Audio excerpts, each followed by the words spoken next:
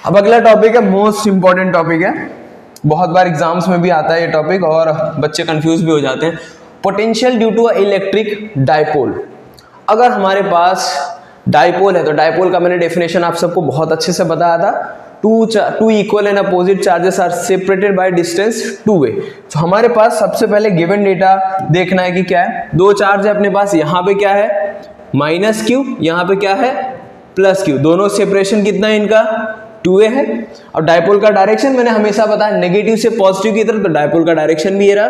Terms को clear करते जा रहे हैं। अब हमें इस पर्टिकुलर P पॉइंट पे क्या फाइंड करना है, पोटेंशियल फाइंड करना है। इस पॉइंट पे पॉजिटिव चार्ज की वजह से पोटेंशियल क्या होगा और नेगेटिव चार्ज की वजह से पोटेंशियल क्या होगा। ये जो लाइन इतनी बड़ी दिख रही है ना बच्चों, एक्चुअल में है नहीं, तो जो डाइपोल है बहुत ज्यादा छोटा है और हमने इसको क्या किया थोड़ा सा बड़ा लिखा। बुक में भी अगर आप लोग देखोगे, कोई भी रेफरेंस बुक में अगर देखोगे तो उसमें जो डायग्राम है थोड़ा इनलार्ज बना ताकि हमें उसके पॉइंट्स क्या हो समझ में आए। और ये बहुत ज्यादा नहीं, बहुत छोटा सा है। जब बहुत छोटा सा होता है उसके बीच के जो एंगल्स भी होंगे वो भी क्या होंगे स्मॉल होंगे। जब एंगल स्मॉल होंगे तो हमें काफी सारी चीजें यहाँ पे क्या करनी पड़ेगी, फाइंड आउट करनी पड़ेगी। तो स्टे ट्यून, देखते हैं कैसे आएगा, कैसे टर्म्स हम इसको सॉर्ट आउट करेंगे। तो सबसे पहले हमें जैसे कि ये R1 R और R दिया हुआ, सॉरी R1 R और R2, ये हो गया R1 R और R2। हमें पता है कि जो plus charge, that means positive charge है कि उसके बीच का डिस्टेंस कितना है R1 है और दूसरा वाले का क्या है R2। तो हमें ये समझना है कि जब ये डिस्टेंस है तो सबके लिए सेम नहीं है ना, क्योंकि इसका डिस्टेंस इतना, इसका इतना, इसका इतना, दैट मींस तीनों का डिस्टेंस क्या कर रहा है वेरी, क्योंकि ये तो सेंटर ऑफ डाइपोल ले रहा है, मिड पॉइंट ऑफ डाइपोल ले रहा है। तो हमें कैलकुलेट कैसे करना है कि इनके बीच का एंगल क्या होगा, यहाँ पे क्या होगा, ये बीच के डिस्टेंस क्या होंगे, तो हमें पता नहीं। सो कभी भी हमें ऐसे टर्म्स आए तो समझना है, क्योंकि एंगल होता है पैराक्सियल एंगल्स हम बोल सकते हैं। इतनी ज्यादा छोटी उनके बीच के एंगल होते हैं हम उसको ना के बराबर अज्यूम कर सकते हैं। लाइक अगर मैं कहीं देख रहा हूं उसके बीच के एंगल बहुत ज्यादा, तो मैं उन लाइंस को क्या कर लेके चलूंगा, पैरेलल लाइंस को लेकर के चलूंगा। अगर वो लाइंस पैरेलल नहीं है हम उन टर्म्स को क्या करेंगे, सिंप्लीफाई करने की कोशिश करेंगे। सो बेसिकली मैं पॉजिटिव चार्ज से एक क्या परपेंडिकुलर ड्रॉ करूंगा, यहाँ पे 90 का हो गया परपेंडिकुलर, इस पॉइंट को मैंने नाम क्या दे दिया M दे दिया। अब मुझे पता है कि जब ये पॉइंट ट्राइंगल क्या बनेगा, अगर ये पॉइंट हुआ यहाँ पे एंगल बन रहा है, जब यहाँ पे एंगल बना तो जो एंगल होगा अपने पास यहाँ पे एंगल थीटा बना, क्योंकि जहां पे थीटा बनता है वहां पे क्या आता है कॉस थीटा आता है। और ये लेंथ क्या है इसका A, तो ये पोर्शन क्या हो जाएगा अपने पास A कॉस थीटा, ये इस पॉइंट का एंगल मिल गया। और जो ये वाली लेंथ है पॉजिटिव चार्ज से QP तक की, वो तो हमें पता है, लेकिन ये लेंथ सेम नहीं है ना, ये अलग लेंथ हो रही है। दैट मीन्स जब अलग लेंथ होगी तो एंगल्स क्या बहुत ज्यादा छोटे, क्योंकि इनके बीच का एंगल क्या है बहुत ज्यादा छोटा। बहुत ज्यादा छोटा मतलब इन टर्म्स ऑफ फुट ना के बराबर एंगल है। तो हमें पता नहीं है ना एंगल कितना, बहुत ज्यादा छोटे, हम उनको पैरा एक्सियल लेकर के क्या कर सकते हैं, चल सकते हैं। तो जब हमने परपेंडिकुलर ड्रॉ किया, दैट मीन्स मैं यहाँ पे बोल सकता हूँ जो मुझे R1 है, अगर मुझे R1 ही निकालना है तो मैं R1 के लिए क्या लिख सकता हूँ, सबसे पहले अगर ये निकाला तो बेसिकली थीटा के सामने परपेंडिकुलर कॉस थीटा अगर यूज करोगे, कॉस थीटा इक्वल टू क्या होता है बेस अपॉन हाइपोटेनियस, थीटा के सामने परपेंडिकुलर, पर हमें बेस चाहिए। बेस क्या है अपने पास, ये वाला पोर्शन है, तो लिख देना हमें बेस निकालना है। बेस अपने पास है नहीं, हाइपोटेनियस क्या है अपने पास A मिल गया, तो B की वैल्यू कितनी मिल गई अपने पास A कॉस थीटा, कंपोनेंट हमें ये मिल गया B की वैल्यू। इसी तरीके से यहाँ पे भी एक परपेंडिकुलर ड्रॉ करेंगे हम, जब इस टाइम पे परपेंडिकुलर ड्रॉ करेंगे तो सेम वही मेथड हमें क्या करना है यहाँ पे भी अप्लाई करना। तो ये भी क्या हो जाएगा A कॉस थीटा, टर्म्स मिलेगा क्योंकि ये लेंथ और ये लेंथ बराबर होगी, लेकिन ये वाली लेंथ क्या एक्स्ट्रा है ना। तो दैट मीन्स हमें जब लेंथ रिप्रेजेंट करना है तो हम उस टर्म के लिए क्या कर सकते हैं कि जो अपने पास R1 पूरी लेंथ हमें पता है, सो R1 के लिए मैं क्या लिख सकता हूँ, R1 इक्वल्स टू R1 यहाँ से यहाँ तक का लेंथ, लेकिन इसमें से वाला पोर्शन माइनस होगा तो क्या हो जाएगा R minus A cos theta. जब ये A कॉस थीटा में माइनस करूंगा तब ये लेंथ क्या होंगी, दोनों एक दूसरे के क्या होंगी बराबर होंगी। सिमिलरली हमें दूसरे टर्म के लिए भी करना है, R2 के लिए भी यहाँ पे क्या हो जाएगा, अगर मैं इसकी बात कर रहा हूँ तो इसमें भी कॉस थीटा ही बन रहा है। दैट मीन्स जब इसको आगे लेके जाएंगे, प्रोसीड करेंगे, तो अपने पास R2 की वैल्यू क्या मिल जाएगी बेसिकली, क्योंकि यहाँ पे ड्रॉ किया ये और ये बराबर होंगे तो अपने पास R तो मिल गया, R प्लस ये वाला टर्म मिलेगा तभी बराबर होगा ना, R plus A cos theta, ये अपने पास टर्म्स मिल गए। अब जब टर्म्स हमें मिल गए तब इन्हीं को लेके आगे चलना है कि भाई साहब अपने पास R1 मिल गया।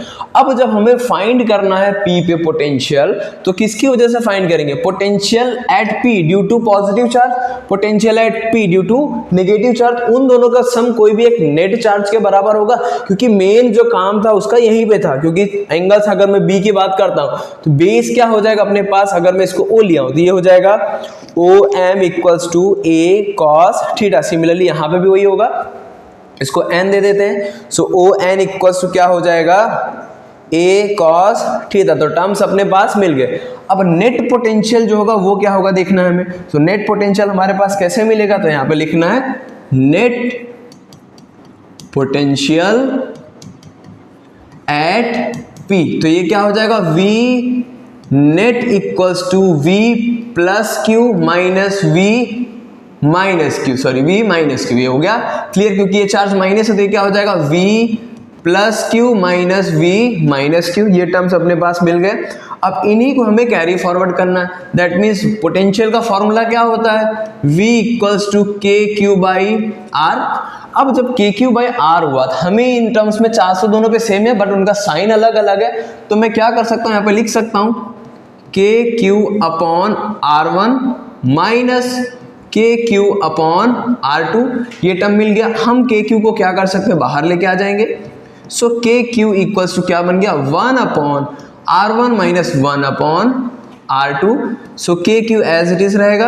अब R1 की वैल्यू हमने क्या निकाला था? R minus A cos theta. तो ये क्या हो गया? 1 upon R minus A cos theta minus 1 upon R plus A cos theta.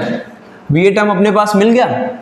क्योंकि R2 की बात करेंगे तो ये वाला टर्म तो है, लेकिन इनके बराबर ऐड करने के बराबर ही होगा ना, क्योंकि ये इसके पैरेलल है। अब ये टर्म अपने पास हो गया। अब सिंपल से हम क्या करेंगे? इसको ब्रेकआउट करेंगे, क्योंकि A plus B A minus B बन गया।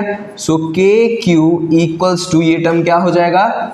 R square minus A square cos square theta.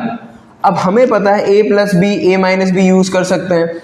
अब यहाँ पे माइनस वाला टर्म है तो यहाँ पे क्या आ जाएगा? प्लस वाला term using LCM, R plus A cos theta. Minus किया तो minus R plus A cos theta. मैं दो टर्म्स थोड़ा डायरेक्टली लिख दे रहा हूँ। अब यहाँ पे कुछ टर्म्स क्या होंगे? कैंसल आउट होंगे। तो अपने पास जो प्लस R है माइनस R है, कैंसिल हुआ तो बचा क्या अपने पास फाइनल टर्म में?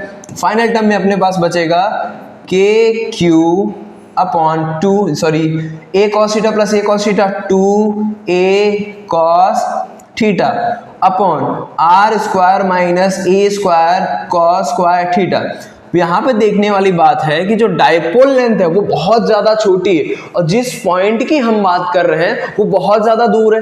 दैट मीन्स यहाँ पे हम डायपोल लेंथ को क्या करेंगे? नेग्लेक्ट करने की कोशिश करेंगे, क्योंकि बहुत ज्यादा छोटा है तो वो टर्म्स को क्या करना है? हमें नेग्लेक्ट करके देखना है कि वो टर्म्स आएंगे कैसे। सो अपने पास ये फाइनलाइज इक्वेशन मिला, तो इसको अगर हमें पता है कि 2AQ क्या बनता है, तो 2AQ हमें सिंपल सी बात याद ही है, P equals to 2AQ। That means dipole बन रहा है, तो 2AQ को ब्रेक करके क्या लिख सकता हूं मैं? 2AQ के cos theta upon R square minus A square cos square theta. ये अपने पास टर्म मिला। अब हमें इन्हीं को क्या करना? ब्रेक करना। और मैंने बोला कि 2AQ क्या होता है? P। तो क्या हो गया? KP cos theta upon R square minus A square cos square theta. ये टर्म्स हमें मिल गए। अब इन टर्म्स के बाद हमें इनको क्या करना? थोड़ा सा घुमाना है कि आए कैसे। अब KP cos थीटा मैंने बोला क्योंकि जो डायपोल लेंथ है और जो पॉइंट P के बीच का डिस्टेंस है वो बहुत ज्यादा बड़ा है और जो डायपोल है बहुत ज्यादा छोटा। That means R is very very greater than क्या हो जाएगा अपने पास? A हो जाएगा। अब ये A से क्या बहुत बड़ा है, दैट मीन्स A को क्या करेंगे? नेग्लेक्टिंग कर देंगे। नेग्लेक्टिंग A को जब हमने नेग्लेक्ट किया तो अपने पास फाइनलाइज इक्वेशन क्या मिल जाएगा अपने पास? सिंपल वर्ड्स में अगर हम देखेंगे तो हो जाएगा KP cos theta upon R square, क्योंकि ए की वैल्यू तो जीरो हो गई, अगर मैं नेग्लेक्ट कर रहा हूं तो ए की वैल्यू जीरो हो गई, तो अपने पास फाइनलाइज इक्वेशन क्या मिला, के पी कॉस थीटा। अब बच्चों इसमें एक मेन क्वेश्चन फंसता है कि सर अगर यहाँ पे जो कॉस थीटा है वो क्या खेल खेलेगा यहाँ पे, तो यहाँ पे पूरा का पूरा जो गेम है ना, it's all about cos theta. Cos theta कौन से पॉइंट पे है, कैसा उसकी वैल्यूएशन आ रही है, हमें वही देखना है। तो पहला पॉइंट जो अपने पास आएगा वो रहेगा एक्सियल पॉइंट पे कॉस थीटा की वैल्यू अपने को क्या मिलने वाली थी, यहाँ पे रखना है एक्सियल पॉइंट। एक्सियल पॉइंट्स पे क्या मिल रहा है, एक्सियल पॉइंट मतलब डायपोल के एक्सिस पे ही है, तो डायपोल के एक्सिस पे ही है, तो cos थीटा क्या हो रहा है वहां पे, जीरो या तो 180 हो सकता है। तो थीटा इक्वल्स टू मैं अगर जीरो ले रहा हूं, जब थीटा इक्वल्स टू जीरो लूंगा तो ये पूरा टर्म क्या हो जाएगा, क्योंकि cos जीरो इक्वल्स टू क्या होता है 1, तो that means v equals to कितना हो जाएगा, के पी बाई आर स्क्वायर। ये अपने पास टर्म मिल गया, या के पी बाई आर स्क्वायर भी लिख सकते हैं, या तो हम इसको लिख सकते हैं P upon 4 pi epsilon naught R square. ये अपने पास टर्म मिल गया एक्सियल पॉइंट पे। सिमिलरली अगर मैं उसको डिफाइन करूंगा फॉर इक्वेटोरियल पॉइंट, अगर मैं इक्वेटोरियल पॉइंट की बात करता हूं तो point number 2 for equator. Equator मतलब क्या हो गया, परपेंडिकुलर हुआ तो थीटा की वैल्यू क्या हो गई 90 डिग्री हुई, और हमें पता है जन्मजात हमें बताया गया है कि cos 90 क्या होता है, जीरो होता है। दैट मीन्स cos 90 क्या हो गया जीरो, तो दैट मीन्स v भी वहां पे क्या हो जाएगा जीरो। दो केस हो गए, हम अगर चाहें तो यहाँ पे तीसरा केस भी क्या कर सकते हैं, डिस्कस कर सकते हैं बच्चों, कि जो तीसरा केस होगा अपने पास वो हो जाएगा, सर आपने 0 और 90 की तो बात की, अगर थीटा 180 हो जाएगा तो क्या हो जाएगा, तो हमें वहां पे कुछ घबराना नहीं। जो थीटा अगर 180 हुआ तो सेम को कॉपी पेस्ट करना, बस वहां पे साइन क्या हो जाएगा चेंज, क्योंकि हमें पता है कि कॉस खाली पहले रीजन में और उसके बाद ASTC चौथे रीजन में क्या होता है पॉजिटिव होता है, बाकी सब में क्या होता है नेगेटिव। तो दैट मीन्स यहाँ पे क्या हो जाएगा v equals to minus K P upon R square. So ये अपना हो गया potential due to electric dipole से रिलेटेड कुछ टर्म्स, जो आपको अपने बोर्ड एग्जाम में भी और इसके डेरिवेशन समझने में भी क्या होगा, बहुत आसानी पड़ रही होगी। ठीक है, अब इससे रिलेटेड हम क्या करते हैं, न्यूमेरिकल सॉर्ट आउट करते हैं कि कैसे। अब हमें इनको समझना है कि अपने पास ये जो न्यूमेरिकल है वो, एक सेकेंड में पानी पी लेता हूं, जो न्यूमेरिकल है उसको हमें कैसे क्या करना है, सॉर्ट आउट करना है। और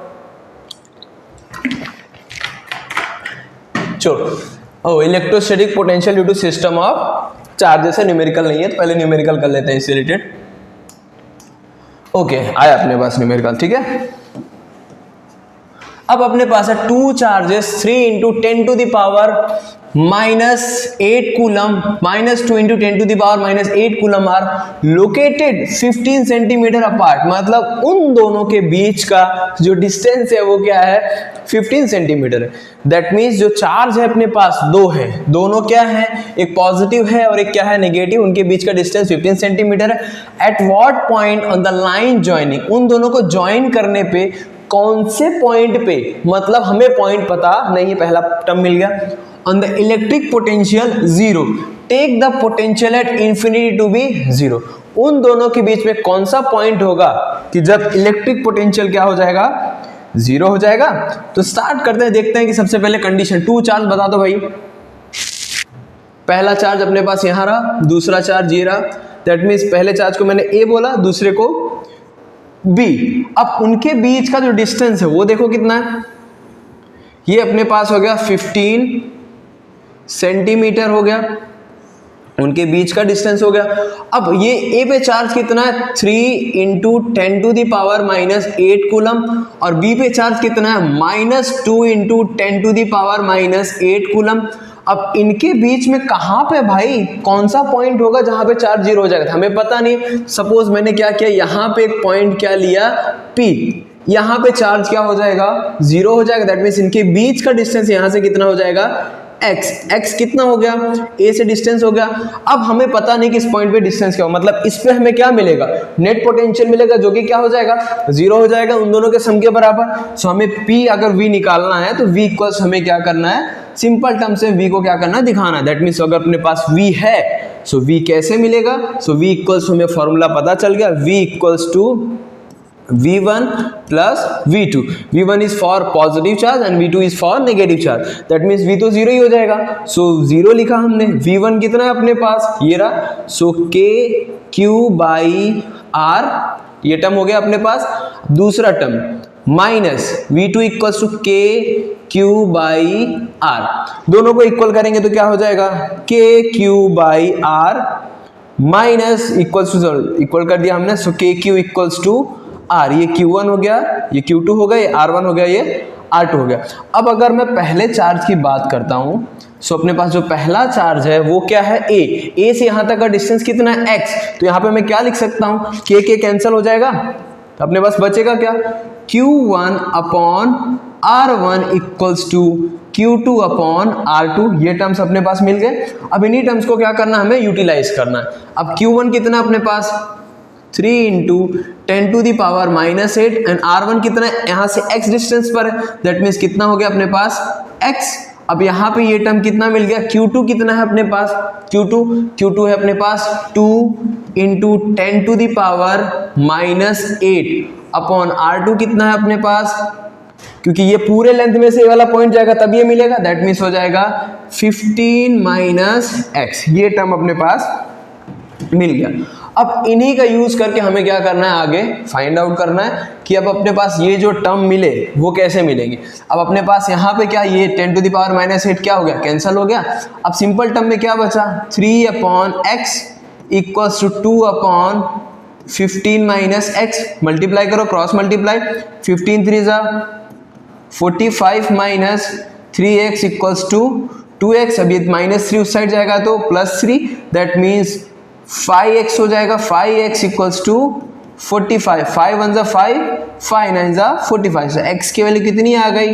9 सेंटीमीटर. अगर हम चाहें तो इसको मीटर वाले टर्म में भी लिख सकते हैं. अभी हमारा एक क्वेश्चन का आंसर आया कि मतलब अब उनके बीच में किसी एक पॉइंट पे जीरो होगा तो डिस्टेंस कितना हो जाएगा? 9 ये हो जाएगा 6 सेंटीमीटर ये हो जाएगा. अगर उसको लिखना चाहो तो लिख दो. सो ये वाला डिस्टेंस कितना हो जाएगा? 9 सेंटीमीटर और ये कितना हो जाएगा? 6 सेंटीमीटर. दैट मीन्स हमें दोनों पॉइंट के बीच का डिस्टेंस मिल गया. 9 प्लस 6 15. क्लियर है? अब आगे बढ़ते हैं. अब उसी केस में क्या बोला है इसने कि अब जो पॉइंट चार्ज है मैं उसको कहां पे रख रहा हूं? Infinity to be zero. मतलब कहीं इन्फिनिटी से उसको एक पॉइंट पे लेके आऊंगा तो वो जीरो कैसे होगा? तो अगर मैं इस टाइप से डायग्राम इसका क्लियर आउट करता हूं, ये अपने पास चार्ज हो गया A, यहाँ पे चार्ज क्या है? B. यहाँ कहीं पॉइंट क्या है? P, जो कहाँ पे है? इन्फिनिटी पे है. हमें उसका डिस्टेंस पता नहीं. यहाँ के बीच का डिस्टेंस कितना है अपने पास? ये वाला टर्म है अपने पास 15 सेंटीमीटर. चार्ज है अपने पास, यहां से यहां तक का डिस्टेंस पता नहीं, दैट मीन्स कितना हो जाएगा अपने पास? x हो जाएगा. क्योंकि कुछ न डिस्टेंस जब पता नहीं तो हम इसको क्या मान के चलेंगे? x है. इन्फिनिटी पे इतना हमें डिस्टेंस लाना पड़ेगा तब इस पॉइंट पे हमें क्या मिलेगी? उसकी वैल्यू मिलेगी कि इन्फिनिटी से कहां पे लेके आएंगे उसकी वैल्यू क्या हो जाएगी? फिर जीरो हो जाएगी. हमें चार्ज तो पता है. सेम कंडीशन यहाँ पे भी अप्लाई करना है. जो a से डिस्टेंस होगा वो कितना हो जाएगा अपने पास? सेम टर्म है. एक बार हमने क्या किया था यहाँ पे 15 में से क्या x माइनस किया तब मिला था. अब x में से क्या माइनस करेंगे? 15 माइनस करेंगे. तो सेम टर्म में डायरेक्टली लिखने की जरूरत नहीं है बच्चों, तो डायरेक्टली सिंप्लीफाई करके लिख लो. कितना है अपने पास चार्ज?